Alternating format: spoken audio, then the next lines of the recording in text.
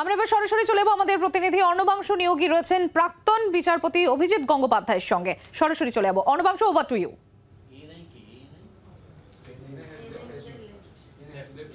দেখো, একদমই সদ্য প্রাক্তন হয়েছেন বিচারপতি অভিজিৎ গঙ্গোপাধ্যায় এবং ইস্তফা দেবার পর আমাদের মুখোমুখি হয়েছেন। আপনাকে 24 ঘন্টায় স্বাগত। সদ্য আপনি প্রাক্তন হয়েছেন, এমনি নতুন একটা জগতে প্রবেশ করছেন রাজনীতিতে, আপনি কিছুক্ষণ আগে বললেন। কিভাবে ফিল্ডটাকে দেখছেন? বৃহত্তর স্বার্থ কতটা স্কোপ আছে আপনার? প্রচুর স্কোপ আছে, প্রচুর স্কোপ আছে। মানুষকে রাজনীতি বিমুখ করে তোলা হয়েছে, যার ফলে রাজনীতিতে দুর্বৃত্তদের প্রবেশ এবং রাজনীতিতে তাদের নিয়ন্ত্রণ কায়েম হয়েছে বহুদিন। আমি মানুষ বলতে খুব সাধারণ মানুষের কথা বলছি এবং শিক্ষিত মানুষের কথা বলছি। তাদের রাজনীতিতে আসতেই হবে, রাজনীতিতে আগ্রহ দেখাতেই হবে। রাজনীতি তারা হয়তো আগ্রহ দেখান, কিন্তু ড্রয়িং রুমে বসে, পা আড্ডায় বসে, কিন্তু তা নয়। সক্রিয় রাজনীতিতে তাদেরকে নামতেই হবে। এই আগ্রহটা শেষ হয়ে যাবার কারণ কি বলে মনে হয় আপনার? এই আগ্রহটা শেষ হয়ে যাওয়ার কারণ হচ্ছে একটা সোশ্যাল সাইকোলজিটা চেঞ্জ হয়ে গিয়েছে বাঙালি এমনিতেই খুব রাজনীতি নিয়ে চর্চা করে, কিন্তু রাজনীতিতে অংশগ্রহণ করে চর্চা সেটা কিন্তু বাম দল ছাড়া, বাম দলের সমর্থক ছাড়া আর বিশেষ কেউ করতো না। বাকিদের রাজনীতি ছিল মূলত ভোটের সময়কার রাজনীতি। দল বলতে কী ছিল? এখানে ছিল কংগ্রেস, এখানে তো বিজেপি কখনো ছিল না। এর আগে কংগ্রেসের রাজনীতি ছিল ভোটের সময়কার রাজনীতি, আর তার আগে হয়তো ইবনাথ টানটান এসব করতো। সিপিএমের লোকেরা ছিল সেই অর্থে অনেকটা ডেডিকেটেড এবং অনেক বেশি রাজনীতি মনস্ক এবং একেবারে যাকে বলে প্রফেশনাল রাজনীতিবিদ। তারা বাম দলে যাবার কোনো ভাবনা আপনার মনে কোনোদিন জেগেছিল যে বামের দলে যাবেন? না, কোনো দিন জাগেনি। যদিও বাম দলের বহু মানুষ, খ্যাত অখ্যাত বহু মানুষ, তাদের সঙ্গে আমার পরিচয় ছিল এবং আছে, কিন্তু আমি কখনো বাম দলের যাওয়ার কথা ভাবিনি। কারণ বাম দলের সঙ্গে আমার একটা ফান্ডামেন্টাল ডিফারেন্স আছে। সেটা হচ্ছে আমি উপরওয়ালায় বিশ্বাসী, আমি ধর্ম পালন করি, আমি নিজেকে হিন্দু ভাবতে একেবারেই লজ্জাবোধ করি না, বরং গর্ববোধ করি। মুসলমানকেও ভালোবাসি, খ্রিস্টানদেরও ভালোবাসি, তাদের যা যা কন্ট্রিবিউশন সোসাইটিতে সেটাও আমি স্বীকার করি। তাহলে বিজেপিতে যাওয়ার কারণটা কি? বিজেপিতে যাওয়ার কারণ হচ্ছে যে সেখানে ধর্ম, ঈশ্বর, ডান রাজনীতিতে, দক্ষিণপন্থী রাজনীতিতে যা থাকে সেগুলোর পাশাপাশি একটা পলিটিক্যাল ফিলোসফি আছে, যেখানে মানুষের জন্য ভাবনা আছে। আজকে হয়তো অনেকেই বলবেন যে বিজেপি শুধু বড় লোকদের জন্য করে, তো সে আমরা দেখেছি বামদল কীভাবে টোডি ইত্যাদিদের জন্য করত, বিভিন্ন সুবিধে দিত। এই কথাগুলো হচ্ছে সম্পূর্ণ ওপর কথা। একটা রাজ্য চালাতে হলে বা একটা রাষ্ট্র চালাতে হলে এমন অনেক কাজ করতে হয় যেখানে বণিকদের বিভিন্ন সুবিধে দিতে হয়, যেমন কৃষকদের বিভিন্ন সুবিধে দিতে হয়, দিতেই হবে, বণিকদেরও সুবিধা দিতে হয়। তো বাঙালি বাম দলগুলো ছাড়া যে একটা বিরাট অংশ তার বাইরে থেকে গিয়েছিল, তারা রাজনীতি বিমুখী ছিল, রাজনীতি সচেতন ছিল, কিন্তু রাজনীতি আসতো না চট করে।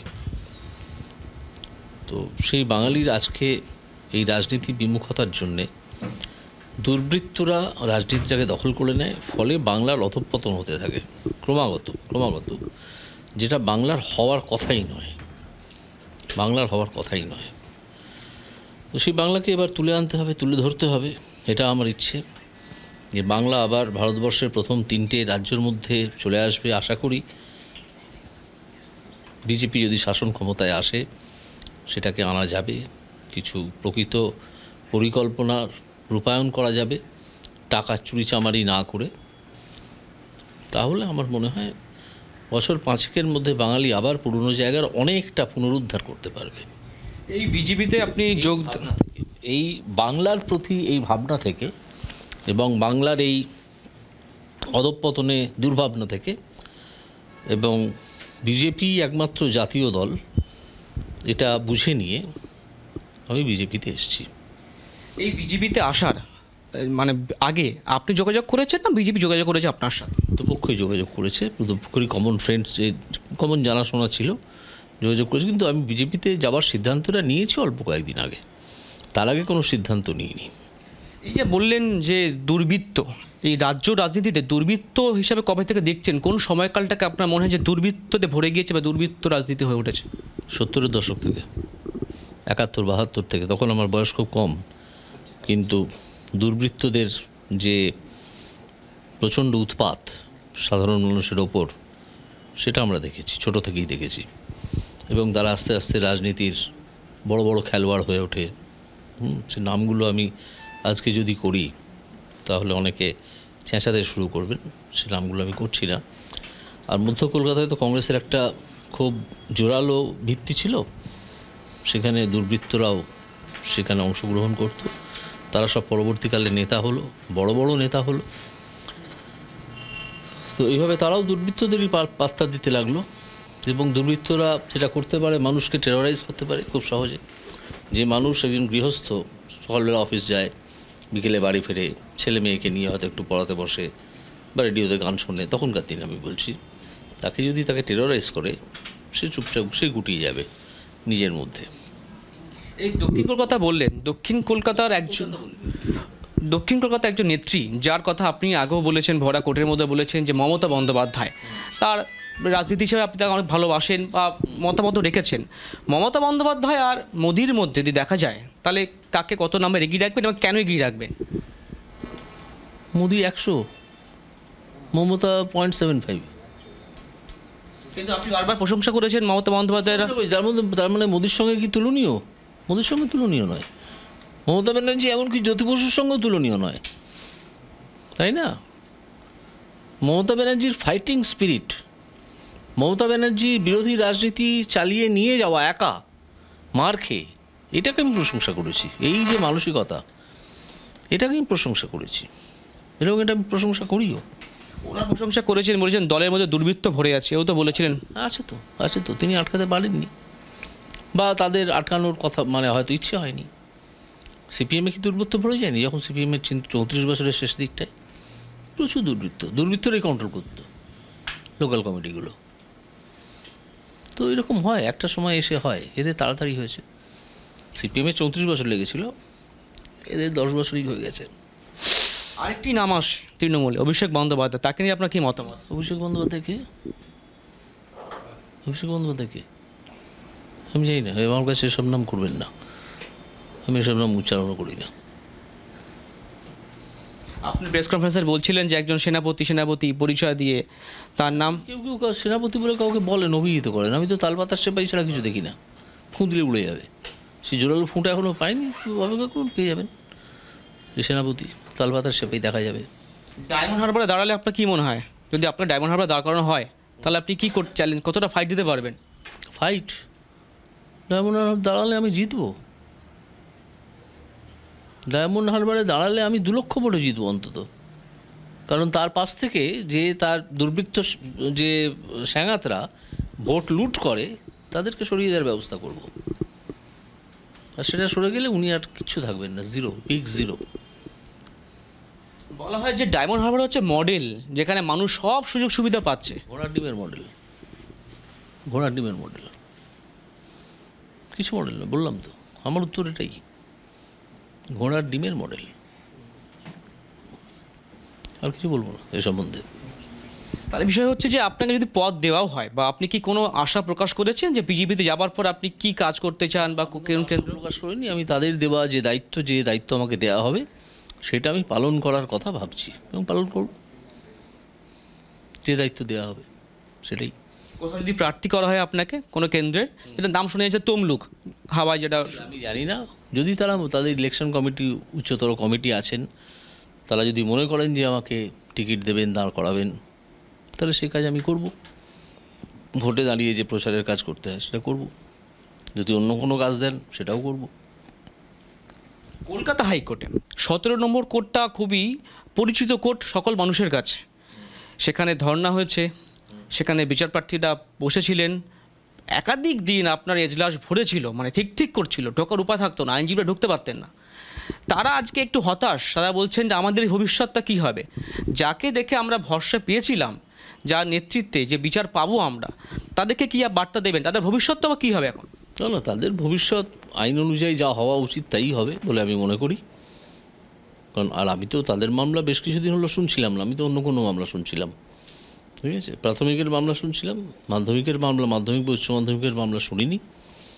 প্রাথমিকে ওই যে আপনার চুরিচামারির যে মামলাগুলো, সেগুলোর বেশিরভাগই হয়ে গিয়েছিল, মানে আমার যা জাজমেন্ট দেওয়া সেগুলো হয়ে গিয়েছিল, একটা দুটো বাকি ছিল, সেটা অমৃতা সিনহার হাতে চলে যায়।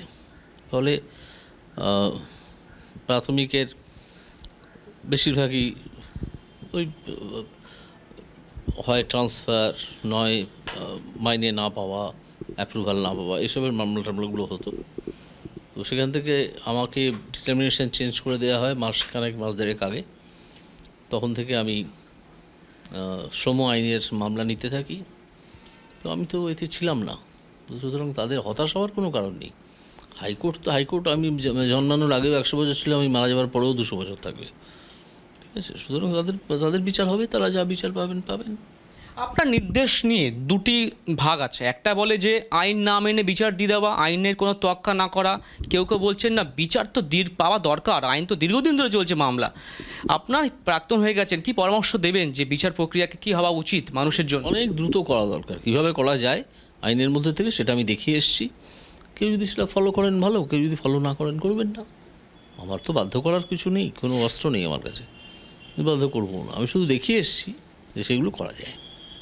কল্যাণ বন্দ্যোপাধ্যায় আপনাকে নিয়ে তির্যক মন্তব্য করছে, আপনি ভুলভাল অর্ডার দিয়েছেন, কোনো আইন মানেননি। ওর কথা বাদ দিন সব।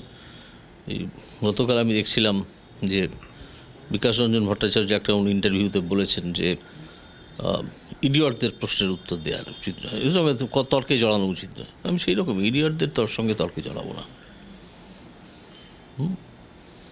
কল্যাণ বন্দ্যোপাধ্যায়কে আমি কোনো বিরাট উকিল বলে মনেও করি না। জুডিশিয়ারিতে কোনো বদল আনার প্রয়োজনীয়তা আছে বলে মনে হয়? হ্যাঁ, অবশ্যই কি বদল আনার দরকার আছে? অ্যাপয়েন্টমেন্ট প্রসিডিওরের বদল আনার দরকার আছে। অ্যাপয়েন্টমেন্ট প্রসিডিওর যেভাবে জজ অ্যাপয়েন্টেড হয় হাইকোর্টে, সেই অ্যাপয়েন্টমেন্ট প্রসিডিওরে বদল আনার দরকার আছে বলে আমার মনে হয়। ইলেকটোরাল বন্ড, যেটা নিয়ে আপনাকে প্রশ্ন করেছিলাম সকালবেলায়, ইলেকটোরাল বন্ডে আপনার কি মতামত? এখানে কি অস্বচ্ছতার একটা কোনো অস্বচ্ছতা ছিল, সেটা সুপ্রিম কোর্ট অস্বচ্ছতাটা থাকায় সেটা বন্ধ করে দিয়েছে। তারপর যদি কোনো স্বচ্ছ পদ্ধতি রাখা হয় আরও, তাহলে নিশ্চয়ই সেটা চলবে, সেটা আর সুপ্রিম কোর্ট তখন নিশ্চয়ই ইন্টারফেয়ার করবে না। স্বচ্ছতা তো থাকা দরকার যে কোনো কাজে, স্বচ্ছতার তো চাহিদা আছেই, মানুষ তো জানতে চায়। কেউ আপনাকে, আপনার চেম্বারে কিছুদিন আগে অনেক মানুষ গেছে, রাস্তা আপনাকে মানুষ ধরেছে, কেউ আপনাকে মুখ্যমন্ত্রী দেখতে চান, এও তো জল্পনা আছে হাইকোর্টে, জল্পনা আছে যে আপনি আইনমন্ত্রী হবেন, এটা জল্পনা এখন মানুষের মধ্যে। আমি এসব কোনো উদ্দেশ্য নিয়ে রাজনীতিতে পদার্পণ করিনি।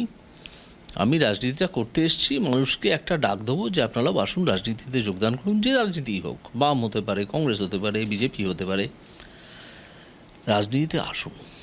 আপনারা এলেই তবেই দুর্বৃত্তরা এখান থেকে সরে। তৃণমূল নয়, তৃণমূল নিজেই তো একটা দুর্বৃত্তদের দল, সেখানে গিয়ে কি হবে, তাই না? তৃণমূলে কি ভালো লোক নেই? খুব কম আছে, নিশ্চয়ই ভালো লোক আছে, খুব কম। তারা বেরোতে পারছে না, প্রাণ ভয়ে ভীত। তাদের মধ্যে কারোর সঙ্গে আপনার কথা হয়েছে? গতকালই হয়েছে, নামটা আমি বলবো না, অত্যন্ত বিখ্যাত লোক। তিনি বলছেন, ভাই আমি তার এর আগে তো বুঝতে পারিনি জুড়ে এরকম, তো এখন আমি আর কোনো মিটিংয়ে যাই না, তাদের হয়ে কোনো বাইটও দিই না। তিনি বেশ বিপদেই আছেন যা বোঝা গেল। তিনি কি বেরিয়ে আসার ইচ্ছা প্রকাশ করছেন? নিশ্চয়ই বেরিয়ে আসার কিন্তু ভয় পাচ্ছেন। বেরিয়ে এলে যদি তাকে যদি ঠ্যাং খোঁড়া করে দেওয়া হয়, বৃদ্ধ মানুষ, তাই না? বৃদ্ধ মানুষ। 100 দিনের কাজের অনেক দুর্নীতির নাকি আপনি তথ্য আপনাকে একজন বলেছেন দেবেন দিলে পরে আবার সেই নিয়ে তখন কাজ শুরু করুক। সেটা হাতে পেলে আপনি কীভাবে এগোবেন? আগে পাই, দেখি কি পাই। এখনও অনেকে তো অনেক কথা বলেই যায়, সত্যি কথা কতটা আছে তার মধ্যে সেটা কাগজগুলো পেলে তখন বুঝতে পারবো। আর যদি দেখি যে তার মধ্যে সত্যি আছে তাহলে তখন পরিকল্পনা করবো যে কীভাবে এগোনো যায়। সম্প্রতি একদমই খোলাখুলি প্রশ্নের উত্তর দিলেন প্রাক্তন বিচারপতি অভিজিৎ গঙ্গোপাধ্যায়। বাংলার আওয়াজ, বাঙালির আবেগ, জি 24 ঘন্টা।